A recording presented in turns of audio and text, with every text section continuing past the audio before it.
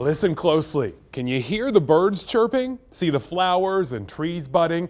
The first day of spring is finally here. But we're not jumping for joy just yet. The chillier weather is sticking around a bit longer. We've got one more freeze before spring really arrives. So let's dig into it. Tim, we officially moved into spring season just a few minutes ago.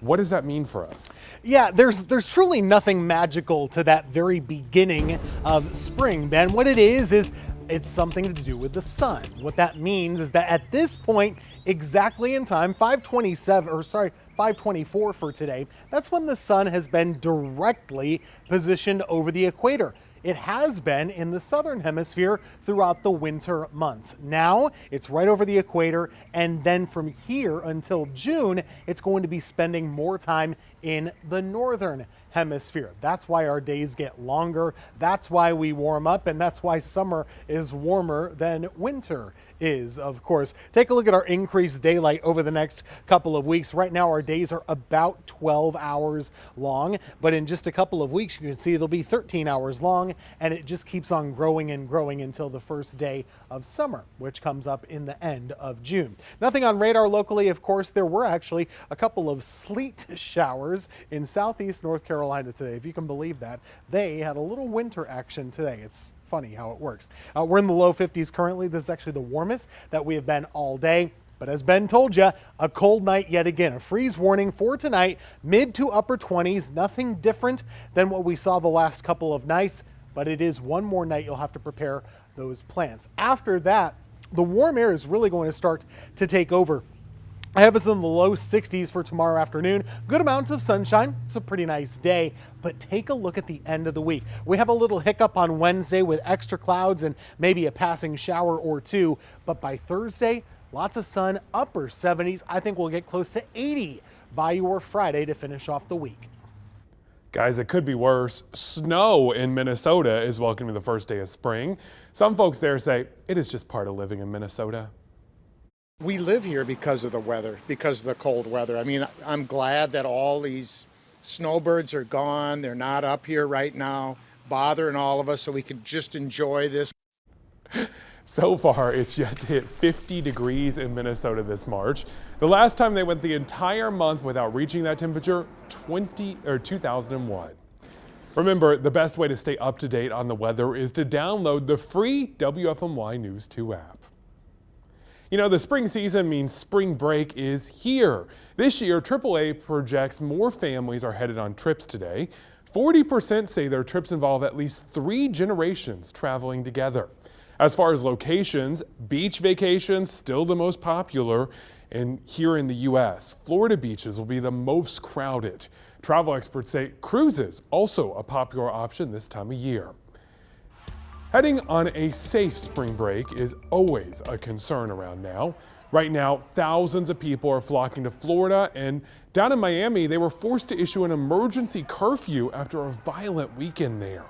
3 people were shot just about 36 hours apart. City officials would continue putting another curfew in place this weekend.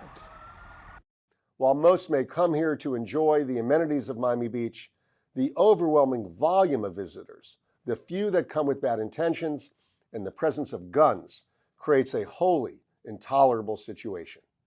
Beaches along the Panhandle in Florida also dealing with an influx of visitors. Extra patrols along Destin beaches are looking for any underage drinking or illegal drug use. By the second week of March, 132 tickets were issued by deputies. Now, this is what you want to see when you head to the beach. It looks like pure bliss out there. The waves, the sand, so relaxing. But as spring breakers arrive, many Florida beaches along the Gulf Coast are dealing with red tide, an algae that's killing fish and making it smell awful. Experts are also keeping an eye on a massive seaweed drifting across the Atlantic that could soon wash ashore. It is as foul-smelling as it is unsightly. Sea life dead and washed ashore, essentially choked by an algae bloom known as red tide. They appear to be cleaned up at this beach in Naples on Florida's Gulf Coast. The smell that lingered didn't stop tourists like Melanie Coulter of Wisconsin. When we were walking from our car here, I'm like, oh, what is that stench? But on a bad day, red tide can have an impact on tourism, as businesses here are still recovering from Hurricane Ian last year. Logan Fitzgerald measures it by the number of beach chairs and umbrellas he rents a day. Today there was a good amount of people out here, but Saturday wasn't too good. Like, not a lot of people were coming out to the beach. Saturday should be a good day. Yeah, it should be a good day, especially on spring break. The ocean breeze carries the toxin released by the red tide algae ashore, where it can cause health problems for people, from scratchy throats to irritated eyes, all the way to difficulty breathing and asthma attacks. Now, another problem looms on the horizon.